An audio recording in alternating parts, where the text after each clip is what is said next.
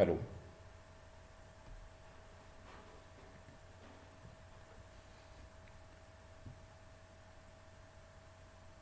आप सभी को नमस्कार।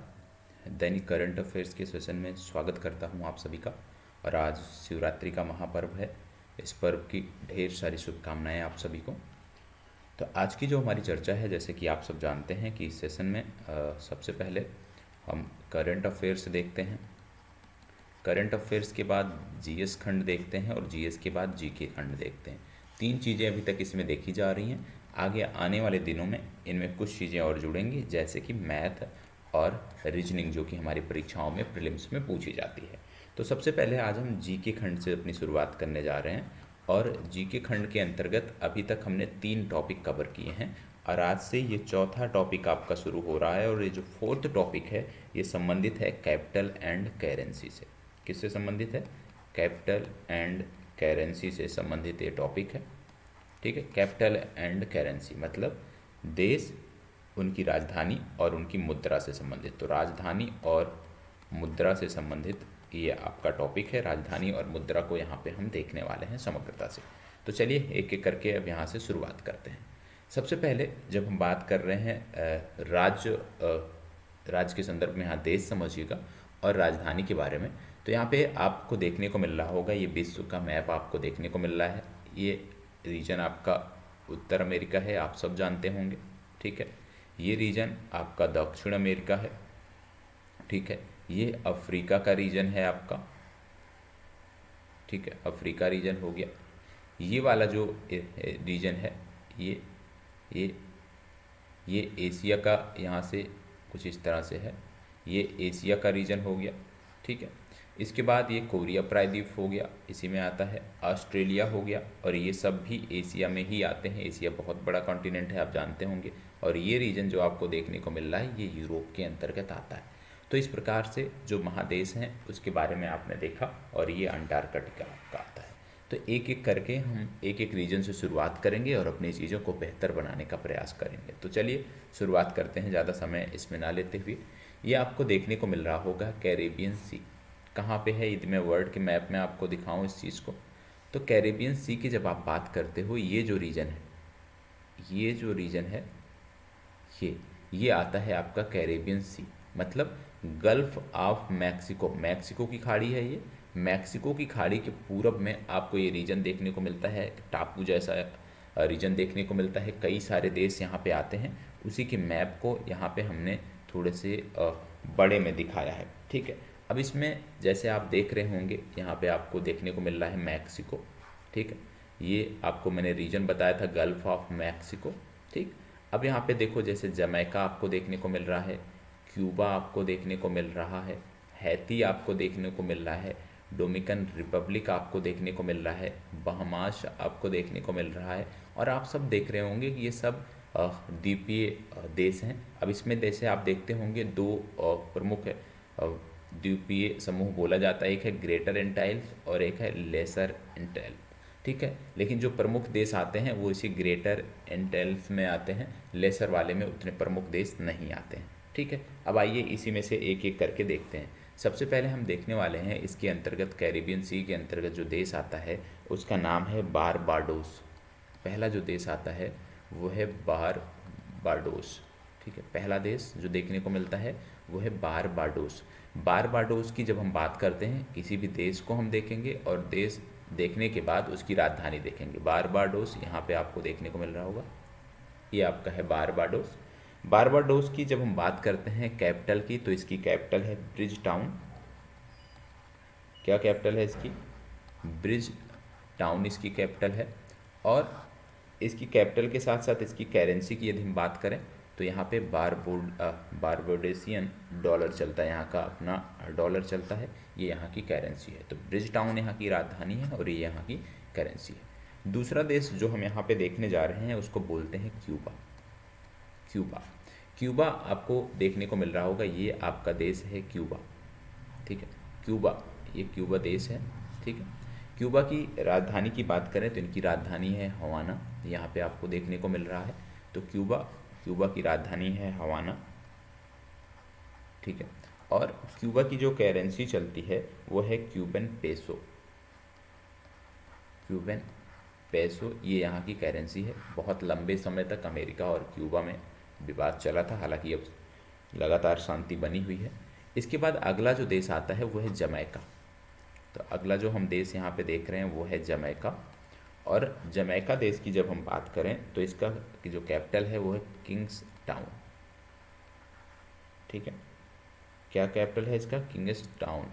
और आपको बता दें यहाँ पे एक प्रमुख क्रिकेट मैदान है। ज़्यादातर जब आप वेस्ट इंडीज़ की चर्चा करते हैं तो ज़्यादातर खिलाड़ी आपको जमैका के देखने को मिलते हैं, क्योंकि वेस्ट इंडीज़ कई सारे द्वीपों के समूह को हम बोलते हैं, तो उनमें से एक द्वीप ये भी आता है और इसकी करेंसी है जमैकियन डॉलर। ठीक है, जमैका के बाद आगे जब बढ़ते हैं तो आपको देखने को मिलता है बहमास। ठीक है, बहमास। बहमास जो देश है, मैं इसकी बात करूं, बहमास देश की बात करूं तो इसके बारे में भी आपको पता होना चाहिए। ये आपको देखने को मिल रहा है बहमास, ये पूरा बहमास का रीजन है और बहुत ही कॉस्टली कंट्री है। इसकी जो राजधानी है यदि मैं बात करूं तो है नायरू। ठीक है, ये आपको पता होना चाहिए। ठीक है, और इनकी जो करेंसी है वो भी इनकी है बहमासियन डॉलर। ठीक है, ये इनकी करेंसी है। 5 देश ये हो गए। 6वां देश जो आप इसमें देखते हैं वो आता है डोमिनिकन रिपब्लिक। ठीक है, बड़ा देश है डोमिनिकन रिपब्लिक, डोमिनिकन रिपब्लिक। और इसकी जो कैपिटल है यदि मैं बात करूं तो इसकी कैपिटल याद रखिएगा सेंटो डोमिंगो, ये इनकी कैपिटल है। और इनकी जो करेंसी है वो भी है डोमिनिकन पेसो। ठीक है, अगला जो देश आपको यहाँ पे देखने को मिल रहा है उसका नाम है त्रिनिदाद एंड टोबैगो। त्रिनिदाद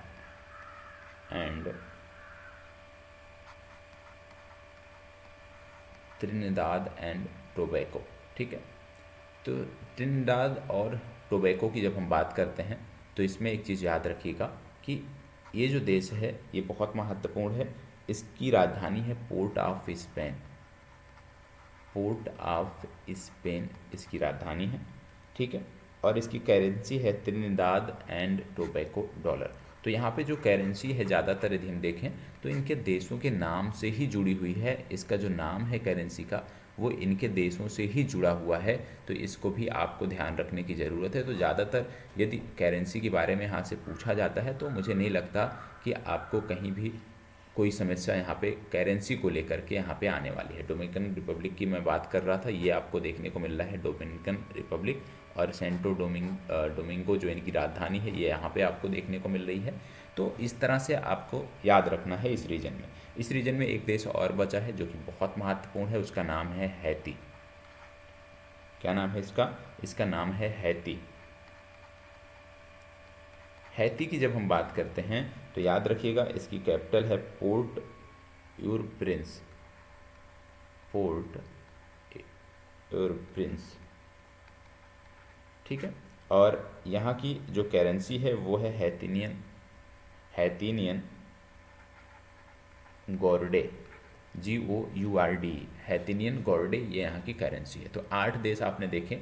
यहाँ पे कम से कम इनकी राजधानियों को अवश्य याद रखिएगा, क्योंकि ज़्यादातर वनडे एग्जाम में कई देशों की राजधानियाँ दे दी जाती हैं और आपको मैच करना होता है। अब हम आ गए हैं अफ्रीका कॉन्टिनेंट में।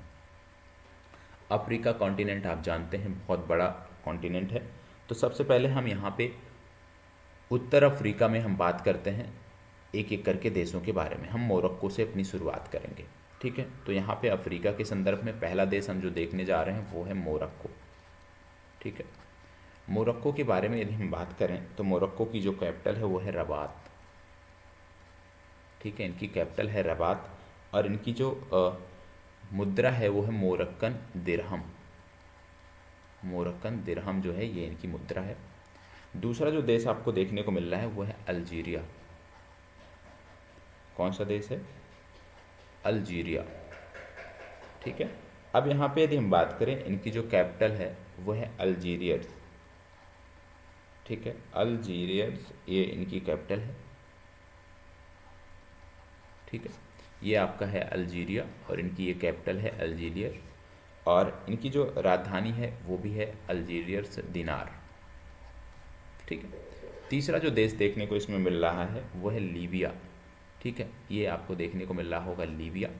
और लीबिया की जब हम बात कर रहे हैं, लीबिया की जब हम बात कर रहे हैं तो लीबिया के संदर्भ में याद रखिएगा इनकी कैपिटल है त्रिपोली। त्रिपोली इनकी कैपिटल है, और इनकी करेंसी की जब हम बात करते हैं तो लीबियन दिनार इनकी करेंसी है।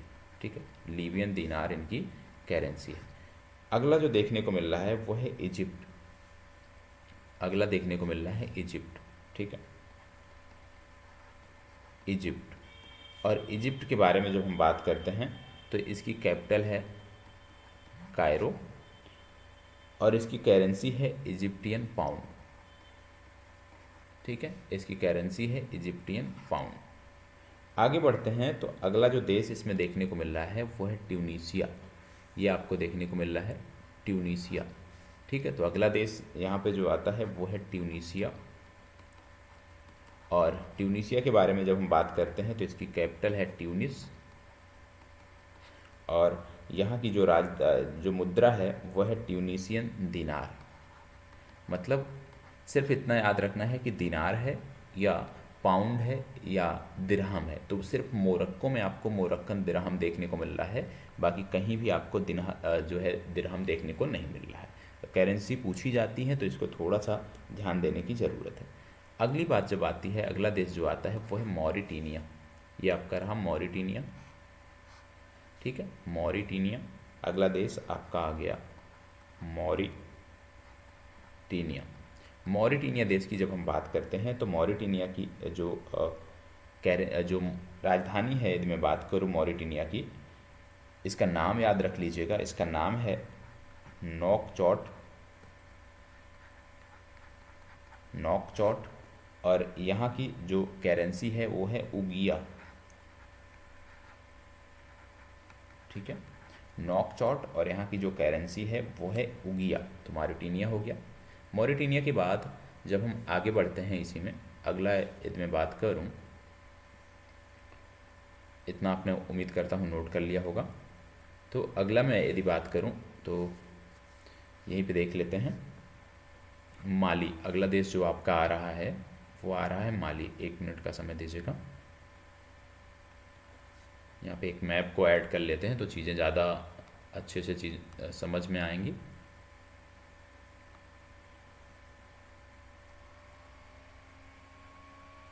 ठीक है, अगला जो देश यहाँ पे देखने को मिल रहा है वो है आपका माली। माली देश की बात करें तो ये आपको मॉरिटीनिया के बगल में, मॉरिटीनिया के पूर्व में देखने को मिल रहा है। ये है आपका माली। माली देश की यदि हम बात करें तो माली देश की जो कैपिटल है वो है बमाको। ठीक है, और यहाँ की जो मुद्रा है वो है West African CFA franc. West African CFA franc, और कई सारे देशों में ये मुद्रा चलती है। ठीक है, मॉली के बाद आगे आते हैं हम नाइजर। अगला देश आपका पड़ता है नाइजर। नाइजर। नाइजर की राजधानी की बात करें तो नाइजर की राजधानी है नियामे, और यहाँ पे भी जो मुद्रा चल रही है वो यही मुद्रा चल रही है CFA फ्रैंक। ठीक है, नाइजर के बाद अगला देश आपका देखने को मिलता है चाड। चाड। चाड की यदि हम बात करें तो चाड की मुद्रा है, चाड की जो मुद्रा है वो भी है CFA फ्रैंक। कई सारे देशों में जैसे कि बताया मैंने कि ये मुद्रा चलती है, और यहाँ पे जो कैपिटल है उसका नाम है NDJमेना। ठीक है, NDJमेना, ये यहाँ की जो कैपिटल है वो है। चार्ट के बाद फिर आपको देखने को मिलता है, आगे यदि हम बात करें, लेकिन उससे पहले मैं आपको बता दूं कि 2 प्रकार की यहाँ पे फ्रैंक चलती हैं। ये जो मुद्रा है CFA फ्रैंक, जैसे अभी आप देख रहे हैं जो CFA फ्रैंक है ये कौन सी है, ये वेस्ट अफ्रीकन CFA फ्रैंक है। ठीक है, तो यहाँ पे CFA फ्रैंक जो है 2 प्रकार की मुद्रा चलती है। एक है वेस्ट अफ्रीकन CFA फ्रैंक, और एक चलती है यहाँ पे central African central African CFA Frank. दो प्रकार की यहाँ पे ये करेंसी चलती है जो बहुत सारे देशों में चलती है। जैसे वेस्ट अफ्रीकन CFA फ्रैंक की बात करें तो ये जो करेंसी है ये 8 जो स्वतंत्र देश हैं उनमें चलती है, और 8 स्वतंत्र देश जो हैं ये पश्चिमी अफ्रीका से संबंधित हैं, जिनमें आपका बेनिन आता है, ठीक है, बेनिन आता है, बुर्किना फासो आता है, बुर्किना फासो आता है, बुर्किना फासो के साथ साथ कोटे डी आइवोर आता है, ठीक है, कोटे डी आइवोर के साथ साथ गिनी बिसाऊ इसी में आता है, ठीक है, गिनी बिसाऊ हो गया, गिनी बिसाऊ के साथ माली हो गया, नाइजर हो गया, अभी आपने देखा, नाइजर के साथ साथ सेनेगल हो गया और टोगो हो गया। इन 8 स्वतंत्र देशों में जो करेंसी चलती है वो है पश्चिमी अफ्रीकन CFA फ्रैंक। अब बात आती है सेंट्रल अफ्रीकन CFA फ्रैंक की। तो सेंट्रल अफ्रीकन CFA फ्रैंक जो है ये 6 देशों में चलती है, ठीक है। सेंट्रल अफ्रीकन नाम से ही मतलब मध्य अफ्रीकन जो देश हैं उनमें आता है।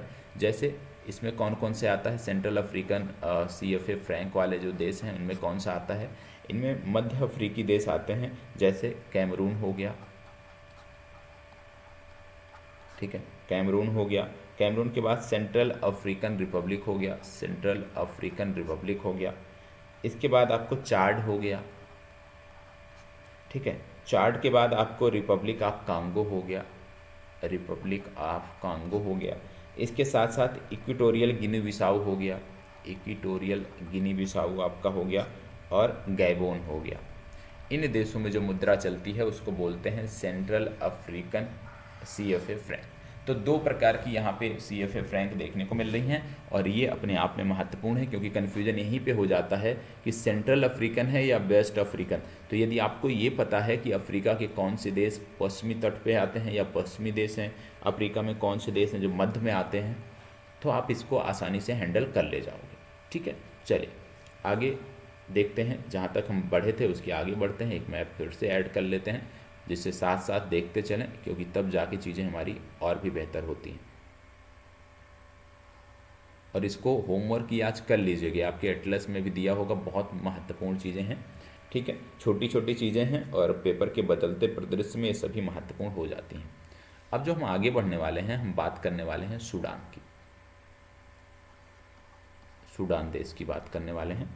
सूडान देश की जब हम बात करते हैं तो सूडान देश आपको ये देखने को मिल रहा होगा। सूडान देश की जब हम बात करते हैं तो सूडान देश की सबसे पहले कैपिटल जो है वो है खार्तूम, ठीक है, खार्तूम। और खार्तूम जानते हैं आप, वाइट नील और ब्लू नील का संगम यहीं पे होता है।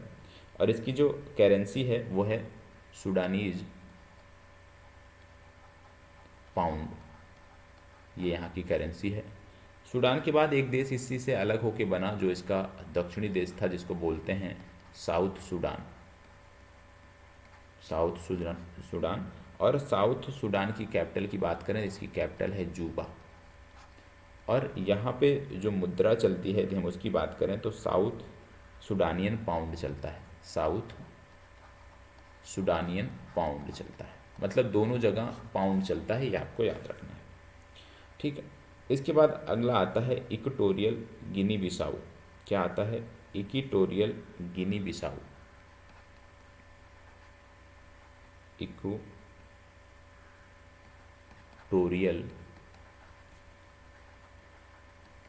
गिनी, ठीक है, इक्वेटोरियल गिनी की बात करते हैं। इक्वेटोरियल गिनी की जब बात करते हैं तो इसकी कैपिटल है मलाबो। इसकी कैपिटल क्या है? इसकी कैपिटल है मलाबो, ये आपको याद रखना है। और इसकी जो मुद्रा है वो है सेंट्रल अफ्रीकन CFA फ्रैंक, ये आपको याद रखने की ज़रूरत है, ठीक है। इक्वेटोरियल गिनी बिसाऊ की हम बात कर रहे हैं तो यहाँ पे आपको देखने को मिल रहा है ये जो स्टार लगा हुआ है ये है Equatorial Guinea Bissau, Equatorial Guinea, और मलाबो ये आपको देखने को मिल रहा है। तो यहाँ पे हम अभी इसकी बात कर रहे हैं, ठीक है। इसके बाद आगे बढ़ते हैं तो सेंट टोमे एंड प्रिंसेप नामक है ये द्वीप हैं, ये आते हैं सेंट टोमे एंड प्रिंसिप, इनकी यदि हम बात करें तो सैन टोमे इनकी राजधानी है, सैन टोमे इनकी राजधानी है, और करेंसी इनकी है दोबरा, दोबरा इनकी करेंसी है, सैन टोमे इनकी राजधानी है। और ये देश भी आपको यहीं पर देखने को मिलेंगे, सैन टोमे एंड प्रिंसेस भी आपको यहाँ पे ही देखने को मिलेंगे, ठीक है। तो यहीं पे आपको ये देश भी देखने को मिलते हैं, द्वीपीय देश हैं। तो Sao Tome and Principe, Sao Tome इनकी राजधानी होगी और डोबरा इनकी जो है वो करेंसी होगी, ठीक है। चलिए बढ़ते हैं आगे, दो चार और देश देख लेते हैं अफ्रीका के, विशेष रूप से जो सेंट्रल अफ्रीका तक हम आ जाते हैं, और सेंट्रल अफ्रीका के बाद की जो चर्चा होगी वो हम कल के सेशन में करेंगे, क्योंकि हमें करंट अफेयर्स भी अभी देखना है और जीएस खंड भी हमें देखना है, ठीक है। अब इसके बाद आपका आ जाता है अगला जो महत्वपूर्ण है, उसको देख लेते हैं, हॉर्न ऑफ अफ्रीका। ये आपको जो मैप देखने को मिल रहा होगा इसी को बोलते हैं horn of Africa. Horn of Africa में कई सारे देश आते हैं, यदि आप देख रहे होंगे, सोमाली, ठीक है, सोमाली मतलब सोमालिया यहाँ पे देखने को मिल रहा है। सोमालिया के बाद यदि आप इसमें देख रहे होंगे, इरिट्रिया आपको देखने को मिल रहा है, ठीक है। इरिट्रिया के बाद यदि आप इसमें देख रहे होंगे, अन्य देशों में यदि हम बात करें, इथियोपिया आपको देखने को मिल रहा है, ठीक है। इसके बाद इधर देख रहे होंगे आप, केनिया शुरू हो गया है, तो सोमालिया तक की ही हम इस पर बात करेंगे, सोमालिया। और इथियोपिया, इरिट्रिया और जिबूती, प्रमुख रूप से इन चार देशों की हम यहाँ पे बात करने वाले हैं। तो आइए देख लेते हैं, सबसे पहले हम बात कर लेते हैं जिबूती की, ठीक है। ये आपको देखने को मिल रहा होगा,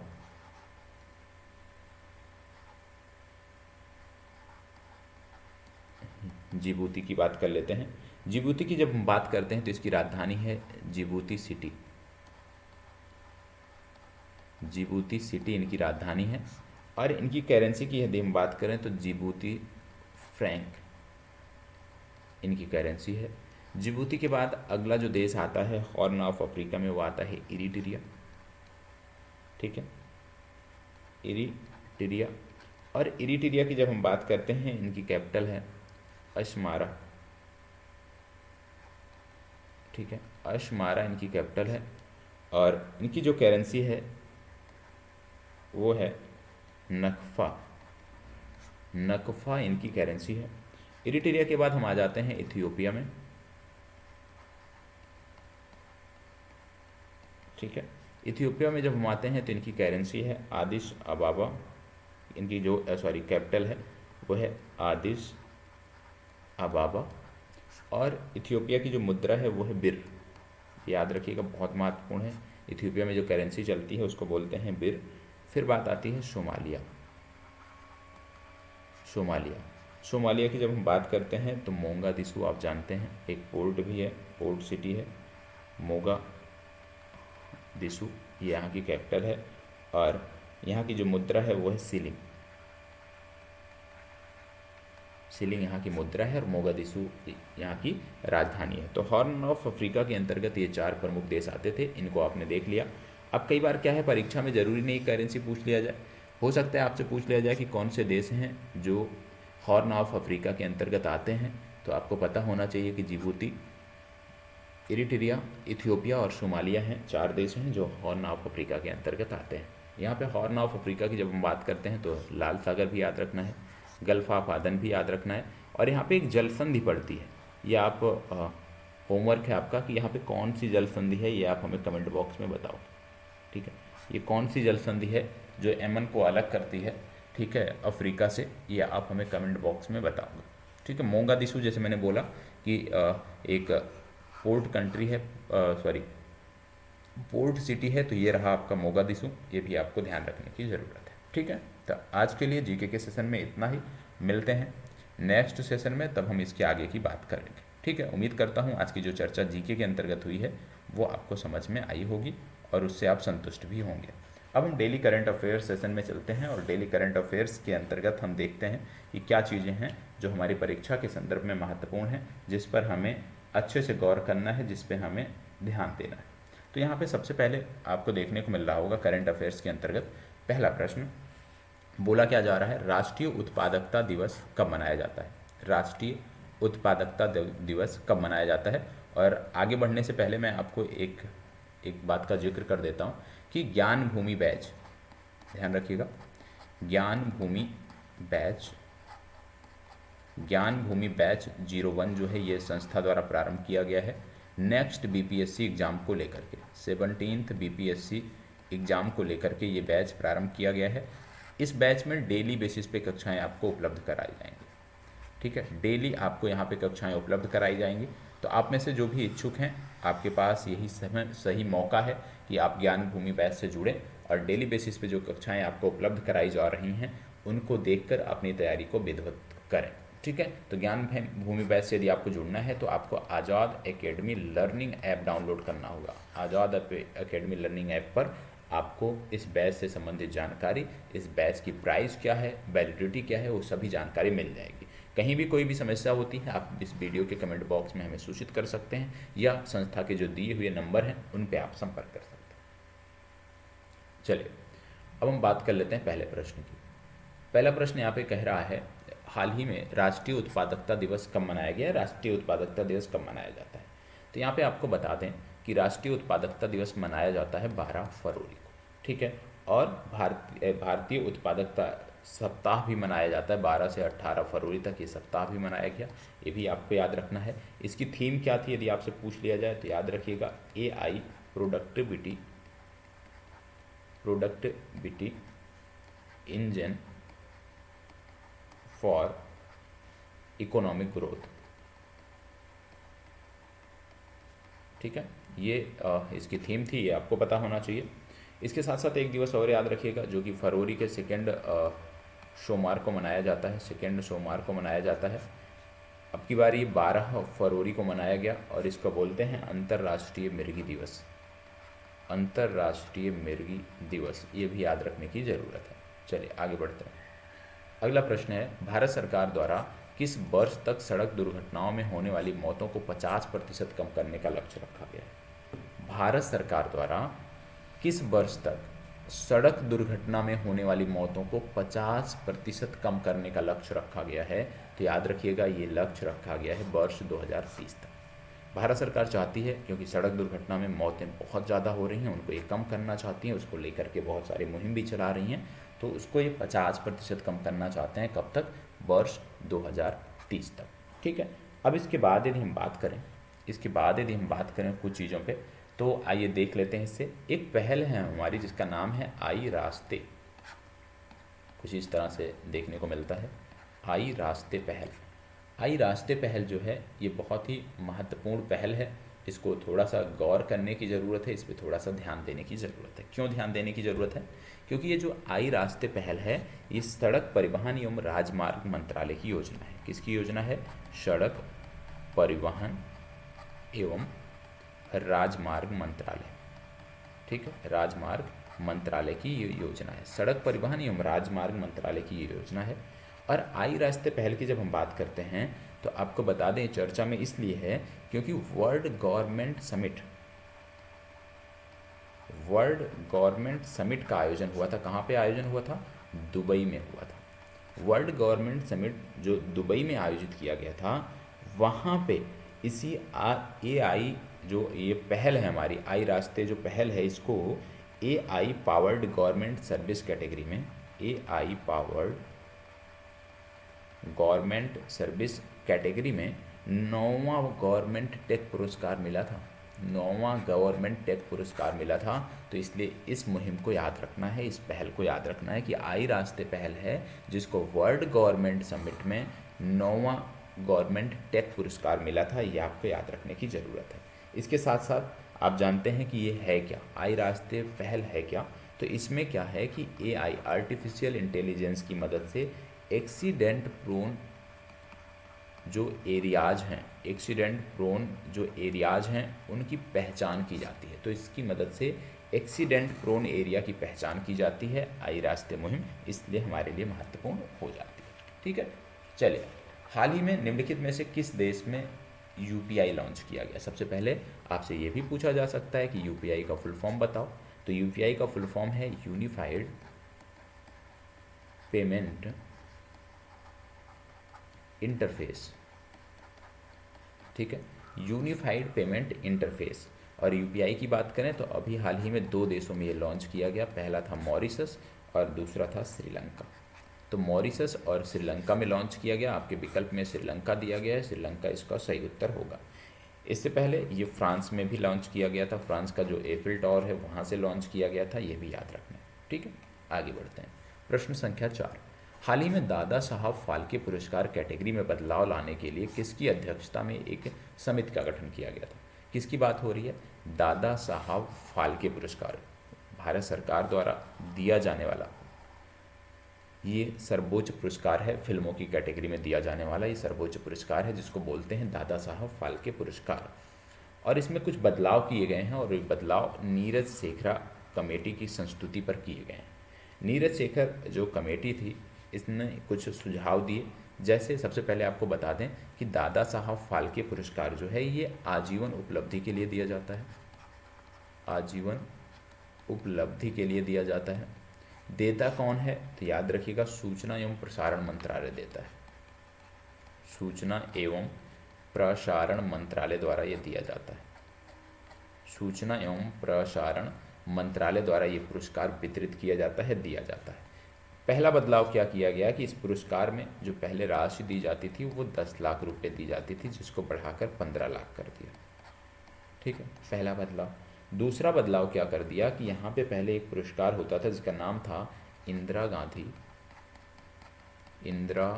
Gandhi best debut film award, best debut film award. अभी इस फिल्म अवार्ड का नाम बदला गया है, यहाँ से इंदिरा गांधी हटा दिया गया है, इसका नाम हो गया बेस्ट डेब्यू फिल्म अवार्ड। और अब इसमें जो पुरस्कार दिया जाएगा उसका नाम होगा स्वर्ण कमल। तो याद रखिएगा स्वर्ण कमल कहाँ दिया जा रहा है? बेस्ट डेब्यू फिल्म अवार्ड में दिया जा रहा है, स्वर्ण कमल दिया जाएगा।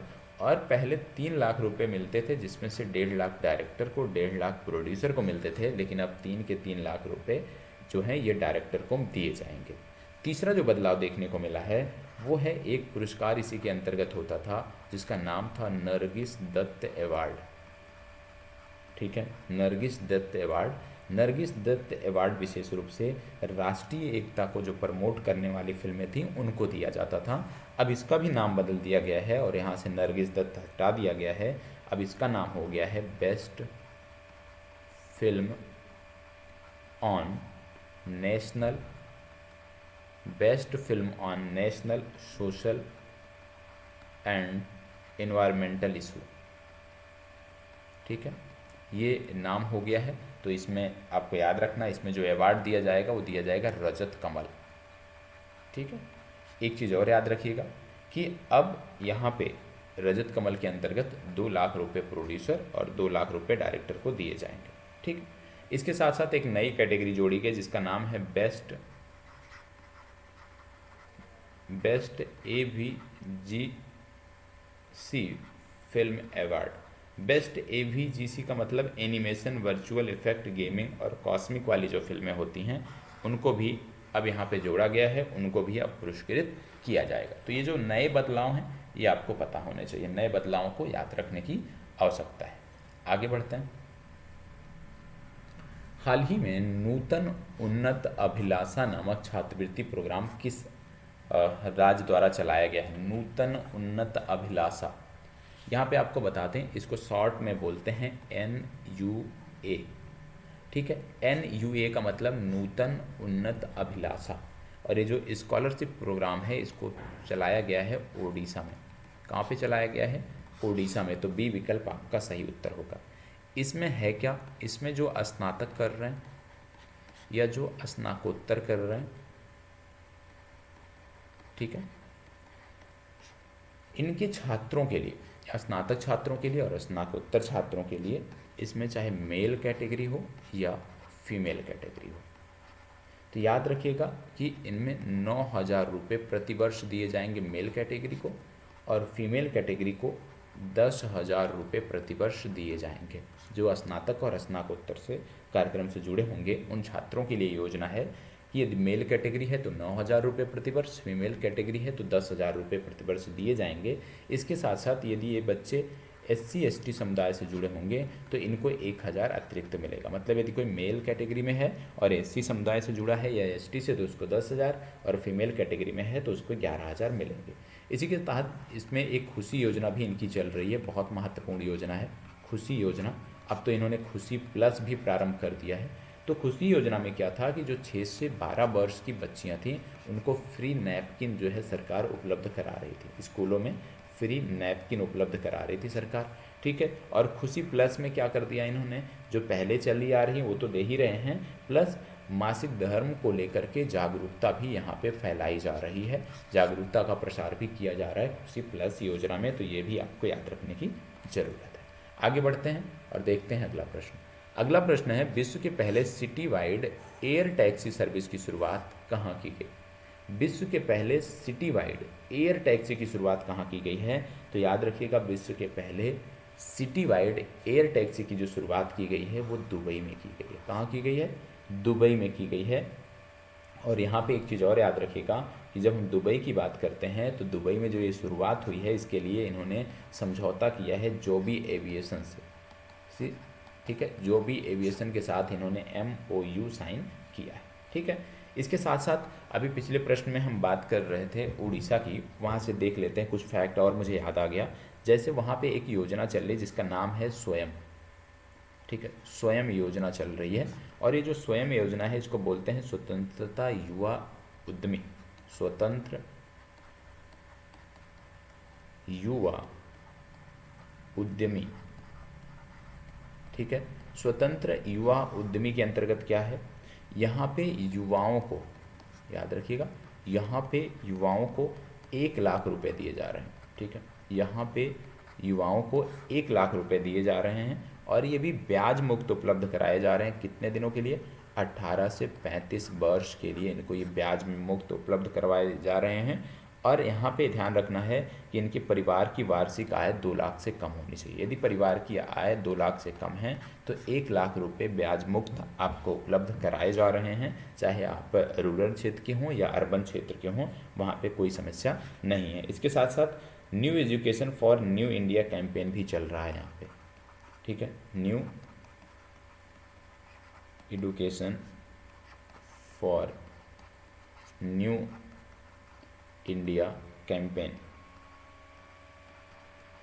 ठीक है। New education for new India campaign भी चल रहा है और ये संबल में अभी हाल ही में शुरू किया गया, ठीक है। संबल से जो हमारे राष्ट्रपति महोदय हैं उन्होंने शुरू किया, तो इसको भी याद रखने की आवश्यकता है, ठीक है। चलिए बढ़ते हैं आगे। अगला प्रश्न, हाल ही में भारत के किस एयरपोर्ट पर पहली बार, ध्यान रखिएगा, पहली बार ग्रीन हाइड्रोजन प्लांट स्थापित किया गया है? तो ये जो ग्रीन हाइड्रोजन प्लांट है इसमें मदद किया है BPCL ने, जो कि एक महारत्न कंपनी है, और ये स्थापित किया गया है कोचीन अंतर्राष्ट्रीय हवाई अड्डे पे, ठीक है। कोचीन अंतर्राष्ट्रीय हवाई अड्डे पे स्थापित किया गया है, तो C विकल्प इसका सही उत्तर होगा। और किसी एयरपोर्ट पे स्थापित होने वाला ये पहला ग्रीन हाइड्रोजन प्लांट है जिसकी क्षमता है 1000 किलोवाट, ठीक है। चलिए आगे बढ़ते हैं। हाल ही में चर्चा में रहा कालू घाट का संबंध किस राज्य से है? कालू घाट हमने पिछले दिनों भी बताया था कि इसका संबंध है सारण से है। और आपको बता दें कि बिहार में इसका उद्घाटन जो है सर्बानंद सोनोवाल ने किया था, सर्बानंद सोनोवाल ने इसका उद्घाटन किया था, ये आपको याद रखना है। और आपको यह भी याद रखना है कि ये भारत का सबसे बड़ा जलमार्ग है, भारत का सबसे बड़ा जलमार्ग है ये, भारत का सबसे बड़ा ये जलमार्ग है। एक चीज़ और याद रखिएगा कि ये NW1 पर आता है, नेशनल वाटरवेज फर्स्ट पे आता है, के अंतर्गत आता है। और नेशनल वाटरवेज फर्स्ट की जब हम बात करते हैं तो ये प्रयागराज को हल्दिया से जोड़ता है। और आप कह लीजिए कि ये भारत का सबसे बड़ा वाटरवेज है, N19 से ये डायरेक्टली कनेक्टेड है। इसके साथ साथ जब हम बात कर रहे हैं बिहार की, तो एक चीज़ और याद रखिएगा, NW37 इसका संबंध है बिहार से, बेतिया से। याद रखिएगा, आपसे पूछा जा सकता है कि नेशनल वाटरवेज 37 का संबंध कहाँ से है, तो आप बताएंगे बेतिया से है। और यहाँ पे भी एक नाव शुरू की गई है, एक जलयान शुरू किया गया है जो कि नेपाल और भारत के बीच चलेगा, नेपाल और भारत के बीच चलेगा। आप जानते हैं यहाँ पे गंडक नदी प्रवाहित होती है, तो गंडक नदी से जुड़ा है। और NW37 याद रखिएगा, इसका संबंध बेतिया से है। इसके साथ साथ एक चीज़ और याद रखिएगा, जब नेशनल वाटरवेज की हम बात कर रहे हैं तो भी हाल ही में इनलैंड वाटरवेज डेवलपमेंट काउंसिल, ठीक है, इनलैंड वाटरवेज डेवलपमेंट काउंसिल या इसी को बोलते हैं IWDC, ये नया संगठन जो बना है, ठीक है, और इसकी पहली बैठक अभी हाल ही में आयोजित की गई, और पहली बैठक जो आयोजित की गई MV गंगा क्वीन पर आयोजित की गई। MV गंगा क्वीन एक जहाज़ है, तो याद रखिएगा NWDC या inland water veg development council, ये जो नया संगठन बनाया गया, इसकी पहली बैठक MV गंगा क्वीन पर आयोजित की गई। इतनी जानकारी आपको होनी चाहिए। और यह भी याद रखिएगा कि भारत सरकार चाहती है वर्ष 2047 तक कि रिवर क्रूज जो टूरिज्म है वो बढ़े, और इसको ले करके इन्होंने 45,000 करोड़ रुपए का बजट रखा है। ठीक, चलिए आगे बढ़ते हैं। हाल ही में ब्रह्मा कुमारी संस्थान ने किस मंत्रालय के साथ मिलकर नशा मुक्ति भारत अभियान वाहन लॉन्च किया है? तो ये जो संगठन है, इसका हेडक्वार्टर जो आपको देखने को मिलता है वो है माउंट आबू पर, ठीक है, माउंट आबू राजस्थान में इसका हेडक्वार्टर देखने को मिलता है। और इस संस्था ने जो ये प्रारंभ किया है, ये सामाजिक न्याय और अधिकारिता मंत्रालय के साथ मिलकर किया है, ब्रह्म कुमारी संस्थान ने, ये आपको पता होना चाहिए। और आपको यह भी पता होना चाहिए कि ये जो सामाजिक न्याय और अधिकारिता मंत्रालय है, इन्होंने 30 शहरों को बेगिंग मुक्त करने के लिए एक योजना भी चलाई थी, जिसका नाम था स्माइल योजना, ये भी याद रखना है। इसके साथ साथ जब हम नशे की बात कर रहे हैं तो दो चीज़ें आपको ध्यान में आना चाहिए, एक है गोल्डन क्रिसेंट, ठीक है, और एक है गोल्डन ट्रायंगल। गोल्डन क्रिसेंट और गोल्डन ट्रायंगल, ये दोनों याद रखना है। गोल्डन क्रिसेंट के अंतर्गत 3 देश आते हैं, ईरान, पाकिस्तान और अफ़गानिस्तान। और गोल्डन ट्रायंगल के अंतर्गत जैसे थाईलैंड हो गया, लाओस हो गया, म्यांमार, ये सारे देश आते हैं। तो ये है क्या, इन्हीं देशों से सबसे ज़्यादा जो ड्रग्स हैं, अफीम की जो खेती होती है इन्हीं देशों में होती है। और ड्रग्स को लेकर के ये जो क्षेत्र हैं, ये आप कह सकते हैं ना कुख्यात हैं विश्व में, तो इनको याद रखना है। गोल्डन क्रिसेंट के अंतर्गत ईरान, पाकिस्तान और अफगानिस्तान आते हैं। गोल्डन ट्रायंगल के अंतर्गत म्यांमार, लाओस और थाईलैंड जैसे देश आते हैं। ठीक है, चलिए आगे बढ़ते हैं। अगला, हाल ही में वर्ल्ड गवर्नमेंट समिट का आयोजन कहाँ किया गया? वर्ल्ड गवर्नमेंट समिट का आयोजन कहाँ किया गया? ये प्रश्न मैंने इसलिए रखा कि पूर्व में जो जानकारी आपको दी गई उसको आपने कितनी गंभीरता से सुना है। आपको याद होगा एक योजना के बारे में भी मैंने बताया था, और मैंने बोला था कि इसको 9वां पुरस्कार मिला था, ठीक है, गवर्नमेंट टेक 9वां गवर्नमेंट टेक पुरस्कार मिला था। कहाँ पे? दुबई में। तो आपको याद आना चाहिए कि इसका आयोजन UAE में किया गया, क्योंकि दुबई UAE के अंतर्गत आती है। और जब इसका आयोजन किया गया था तो गेस्ट ऑफ ऑनर के रूप में भारत, तुर्की और कतर, इन 3 देशों को बुलाया गया था गेस्ट ऑफ ऑनर के रूप में, ये भी याद रखना है। जब हम UAE की बात कर रहे हैं तो हमारा वर्ष 2030 तक का जो टारगेट है वो $100 बिलियन व्यापार का है, ये भी याद रखना है। इसके साथ साथ आपको ये भी याद रखना है कि जवेल अली फ्री ट्रेड जोन ये दुबई में है, जहाँ पे भारत मार्ट की आधारशिला रखी गई है, ये भी याद रखना है। Jebel Ali free trade zone Dubai में है, और यहाँ पे अभी हाल ही में भारत मार्ट की आधारशिला रखी गई है। हम UAE की बात कर रहे हैं। UAE का पड़ोसी है सऊदी के बारे में एक फैक्ट याद रखिएगा। अभी यहाँ पे एक ट्रेन शुरू की गई है जिसका नाम है ड्रीम ऑफ द डेजर्ट। ये डेजर्ट से होकर के यात्रा कराएगी आपको। लगभग आप कह सकते हैं कि यहाँ पे 40 केबिन होंगे, 40 केबिन इस ट्रेन में होंगे। और ये सऊदी की फर्स्ट लग्जरी ट्रेन है जो रियाद से अल कुरायत तक चलेगी। रियाद से अल कुरायत, ठीक है, अल कुरायत तक की यात्रा करेगी, मतलब जॉर्डन बॉर्डर तक की यात्रा कराएगी। लगभग 1239 किलोमीटर की आपको यात्रा कराएगी, और ये कह सकते हैं कि सऊदी अरब की ये पहली लग्जरी ट्रेन है। ठीक है, चलिए बढ़ते हैं आगे। आज का अभ्यास प्रश्न देख लेते हैं क्या है।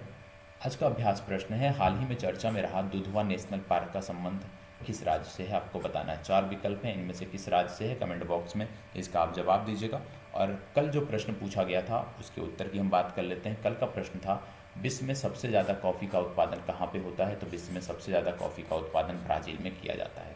सेशन कैसा लगा है कमेंट देकर अपनी प्रतिक्रिया जो है वो हमें अवश्य बताया करें। और इसी के साथ करंट अफेयर्स भी जो है वो समाप्त होता है। अब जो हम आगे चर्चा करने वाले हैं वो हम चर्चा करने वाले हैं जीएस खंड की। जीएस खंड की चर्चा अब यहाँ से देखने को मिलेगी। और जीएस खंड में आप जानते होंगे कि ये जीव विज्ञान का इस सप्ताह का अंतिम सेशन है। और 16 मार्च से जब हम देखेंगे इस सेशन में तो हम रसायन विज्ञान की बात करेंगे। ठीक है, लेकिन आज हम जीव विज्ञान की बात कर रहे हैं। और जीव विज्ञान में हमने जो पिछला देखा था, पिछले क्लास की यदि मैं बात करूं तो हम देख रहे थे जंतु ऊतक के बारे में, एनिमल टिश्यू के बारे में। एनिमल टिश्यू के बारे में हमने देखा था। और एनिमल टिश्यू के बारे में हमने पहला प्रकार जो होता है उपकला ऊतक। उपकला ऊतक या इसी को बोलते हैं एपिथेलियल टिश्यू। एपिथेलियल टिश्यू, ठीक है, एपिथेलियल टिश्यू यहाँ तक की चर्चा हमने कर लिया था। ठीक है, एपिथेलियल टिश्यू तक की चर्चा हमने कर लिया था। आज जो हम बात करेंगे इसके आगे नेक्स्ट जो जंतु ऊतक का प्रकार है जिसको बोलते हैं कनेक्टिव टिश्यू। क्या बोलते हैं? Connective tissue. कनेक्टिव टिश्यू की चर्चा हम करेंगे। कनेक्टिव टिश्यू मतलब होता है संयोजी ऊतक। क्या होता है? संयोजी ऊतक, इसकी चर्चा हम करेंगे। तो आइए देख लेते हैं संयोजी ऊतक क्या होता है, इसको हम समझने का प्रयास करते हैं। ठीक है, जंतु ऊतक के 4 प्रकार होते हैं जिनमें से हम दूसरे प्रकार की बात करने जा रहे हैं, कनेक्टिव टिश्यू की या संयोजी ऊतक की बात करने जा रहे हैं। संयोजी ऊतक। संयोजी ऊतक की जब हम बात करते हैं तो सबसे पहले इसका कार्य क्या होता है। संयोजी ऊतक के बारे में जब हम बात करते हैं तो इसका कार्य होता है, नाम से ही स्पष्ट है, संयोजी ऊतक मतलब ऊतकों को जोड़ने का कार्य। ऊतकों को जोड़ने का कार्य। ठीक है, ऊतकों को जोड़ने का कार्य जो करता है उसको बोलते हैं संयोजी ऊतक। इसके साथ साथ ये ऊतकों को ताकत प्रदान करता है। ठीक है, ऊतकों को ताकत प्रदान करता है। और क्या करता है? इसके साथ साथ आप जानते हैं, एग्जाम्पल के तौर पे यदि हम इसके देखें तो जैसे रक्त हो गया, एक संयोजी ऊतक है। लसिका हो गया, एक संयोजी ऊतक है। अस्थि हो गया, एक संयोजी ऊतक है।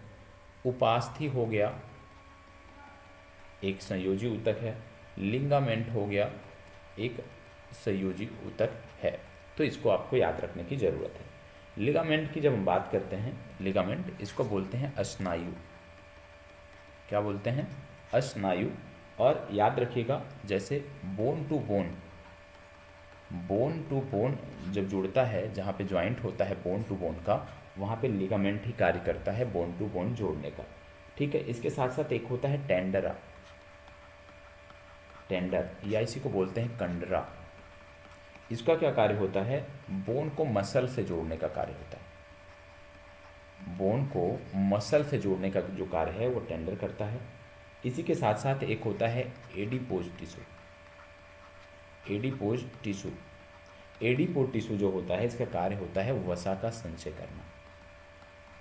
ठीक है, तो आपसे प्रश्न में ये भी पूछा जा सकता है कि बोन से मसल को जोड़ने का कार्य कौन करता है, तो टेंडर या कंडरा करता है। बोन टू बोन जोड़ने का कार्य कौन करता है, तो आप बताएंगे स्नायु या लिगामेंट जो होता है वो करता है। ठीक है, अब चलते हैं तीसरे प्रकार में। तीसरा जो प्रकार आता है उसको बोलते हैं मस्कुलर टिश्यू। Muscular tissue. ठीक है, मस्कुलर टिश्यू या इसी को बोलते हैं पेशीय ऊतक। पेशीय ऊतक। अब यहाँ पे बात करें तो ऐसा ऊतक है जो शरीर में होने वाली गतियों के लिए जिम्मेदार होता है। ऐसा ऊतक जो शरीर में होने वाली गतियों के लिए, शरीर में होने वाली गतियों के लिए जिम्मेदार होता है। गतियों के लिए जिम्मेदार होता है, उसको बोलते हैं पेशीय ऊतक। ठीक है, और शरीर में जो गतियां होती हैं वो 2 प्रकार की होती हैं। कौन कौन से 2 प्रकार होते हैं? पहला जो प्रकार होता है उसको बोलते हैं ऐच्छिक गति, हिंदी में यदि हम बात करें तो ऐच्छिक गति, और एक होता है जिसको बोलते हैं अनैच्छिक गति। अनैच्छिक गति, ठीक है, मतलब वॉलेंट्री मूवमेंट इसको बोलते हैं, वॉलेंट्री मूवमेंट, और इसको बोलते हैं इनवॉलेंट्री मूवमेंट, ठीक है, ऐच्छिक गति और अनैच्छिक गति। अब ऐच्छिक गति कौन है? जैसे हाथ पैर को हिलाना, मैं यहाँ पे राइटिंग कर रहा हूँ, लिख रहा हूँ, तो ये ऐच्छिक गति है। अनैच्छिक गतियाँ कौन सी होती हैं? जो स्वतः होती हैं, जैसे हृदय की गति। हृदय की गति क्या है? ये एक अनैच्छिक गति है, ये आपको पता होना चाहिए। पेशीय ऊतक जो होते हैं इनके 3 प्रकार देखने को मिलते हैं। पेशीय ऊतक के 3 प्रकार देखने को मिलते हैं। कौन कौन से? पहला आता है स्मूथ मस्कुलर टिश्यू, ठीक है। दूसरा आता है कार्डिक मस्कुलर टिश्यू, और तीसरा आता है स्केलेटल मस्कुलर टिश्यू, ठीक है। अब एक एक करके हम देख लेते हैं। 3 प्रकार हमने देखे ना। पहला क्या है? Smooth muscular tissue. स्मूथ, पहला पेशीय ऊतक का पहला जो प्रकार है वो है स्मूथ मस्कुलर टिश्यू, ठीक है, या इसी को हिंदी में बोलते हैं चिकना पेशीय ऊतक। ये क्या है? जैसे शरीर की उन गतियों के लिए जिम्मेदार होता है जो मनुष्य के बस में नहीं होती हैं। शरीर की उन गतियों के लिए जिम्मेदार जो मनुष्य के वश में नहीं होती हैं, वो होता है स्मूथ मस्कुलर टिश्यू। और याद रखिएगा, स्मूथ मस्कुलर टिश्यू की जब बात करते हैं, इसके एग्जाम्पल हैं हृदय की गति, ठीक है, श्वसन, पाचन, ये मनुष्य के कंट्रोल में नहीं होता है। दूसरा जो देखने को मिलता है वो है कार्डिक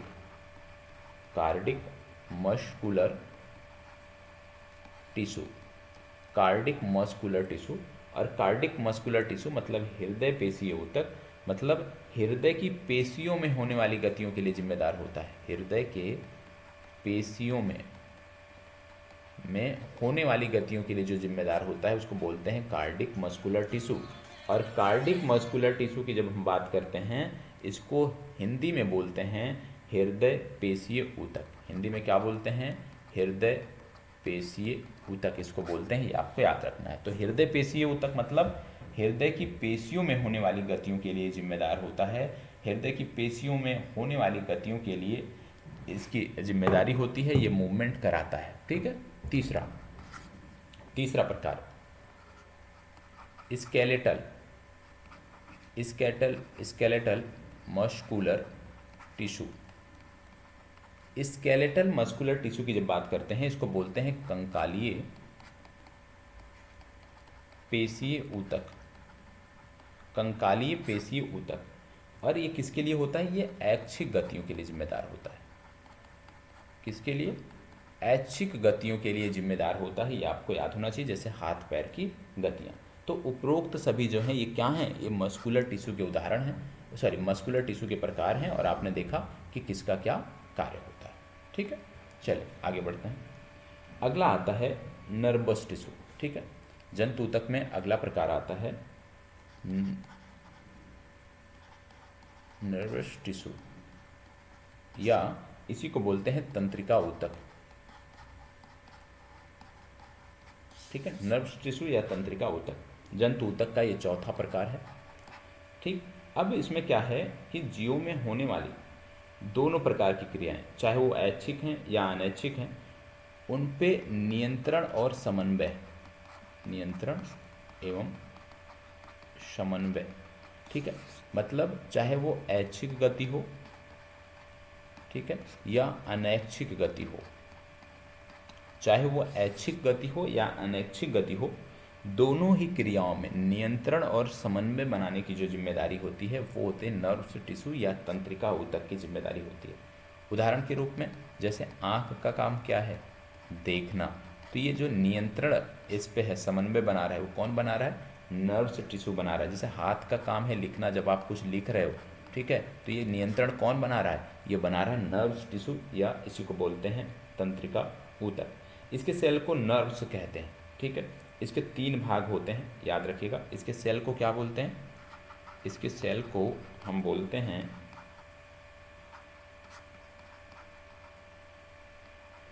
न्यूरॉन्स। इसके सेल को हम न्यूरॉन्स कहते हैं और इसके 3 भाग होते हैं, ठीक है। पहला भाग होता है डेंड्रम, दूसरा भाग होता है साइटोन और तीसरा भाग होता है एक्सोन। तो इसके 3 भाग होते हैं, ठीक है। 3 भाग होते हैं, डेंड्रोन, साइटोन और एक्सोन। ये आपको याद रखने की ज़रूरत है, ठीक है। आगे बढ़ते हैं।